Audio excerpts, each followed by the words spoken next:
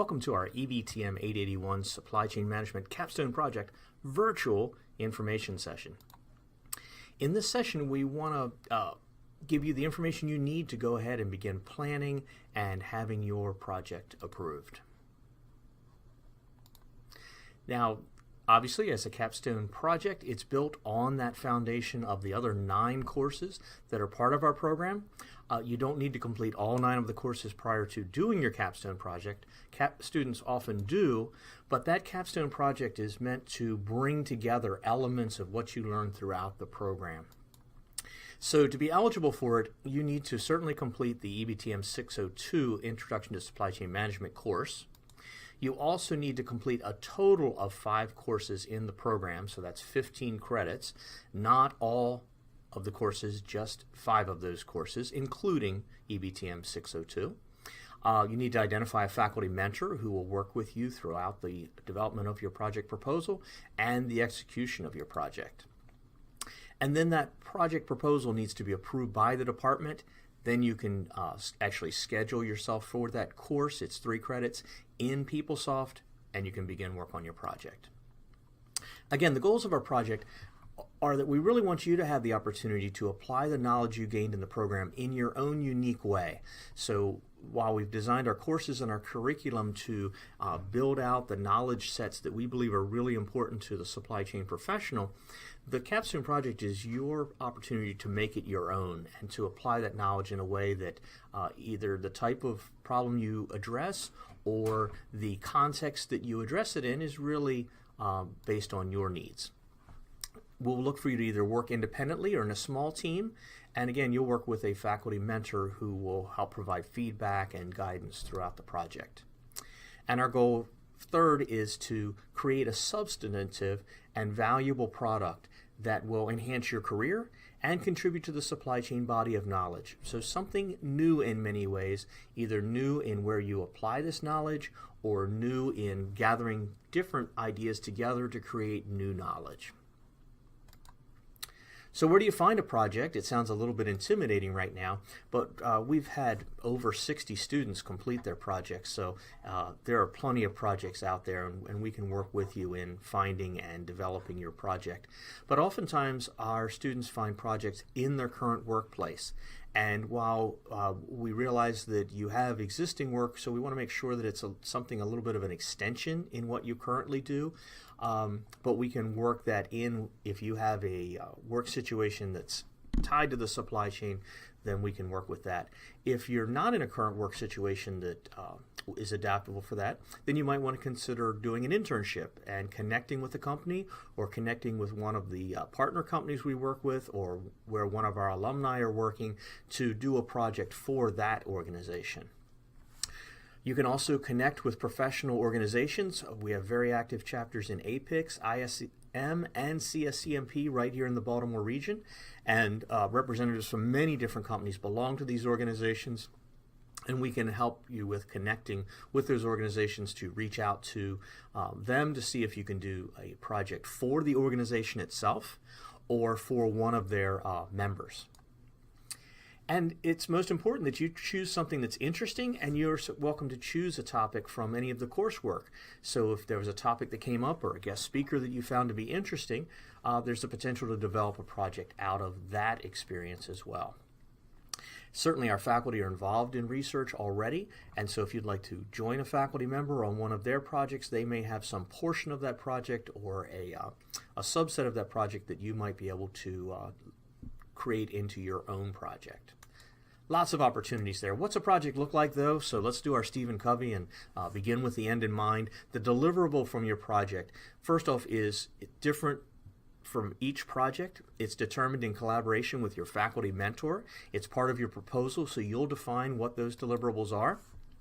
Most often it includes some type of a written paper, sometimes a full research paper with citations and the works. Sometimes it's more of a brief, an executive summary that provides some reflection of what you looked at, what you found, what your experience was in going through this project process. So the form that written part of it takes can again be defined between you and your faculty mentor based on the type of project that you're doing.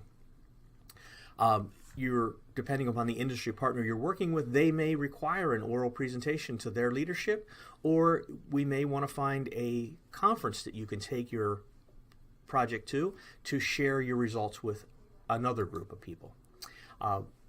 Some conferences also do poster presentations.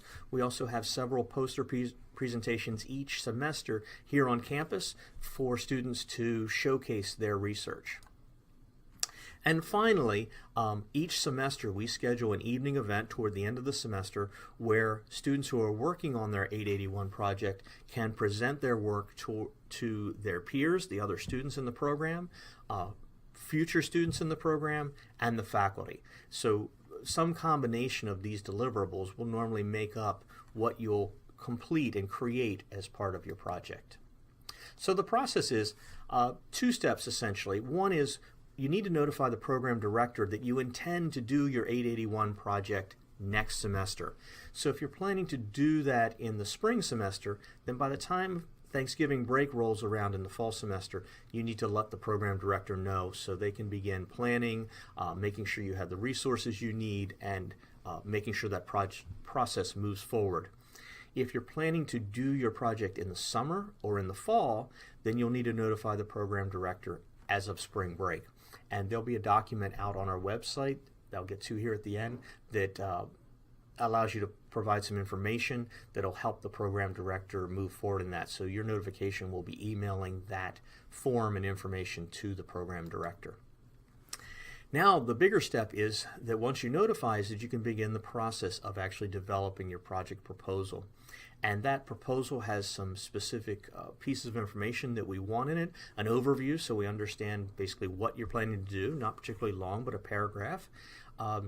Some information about how you'll go about building your project, how you collect your data, if you're going to work with a company or an organization, or you're going to work with a librarian, so how you'll go about what we call the methodology, your expected deliverables, lots of key pieces. They all go into that project proposal, and once you and your faculty mentor have worked through and kind of developed that document, then you submit that to your faculty mentor will actually then submit that to the department chair.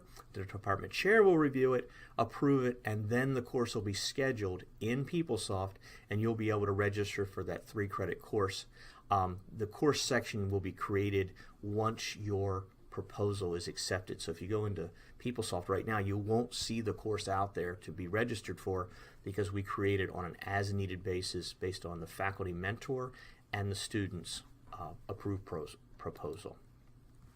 So the forms are out there available to you, the intent form and the Capstone Project Proposal form. They're available at www.towson.edu/scm. If you look over on the right side, there's a yellow box, and inside of that you'll see resources for students. If you click on that, you'll see these forms available for you. So again, there's a good summary here. The Capstone Project Proposal form, not particularly lengthy, it's only a couple pages, but we want to know that you have a plan of what you're going to work on. The methodology is how you'll go about doing it, whether you'll need to collect data, where that data will come from. Then your major deliverables. Think of that from your project management course as you were doing your network diagramming potentially, or your work breakdown structure. What are those major deliverables and how much time will be required to complete each of those deliverables?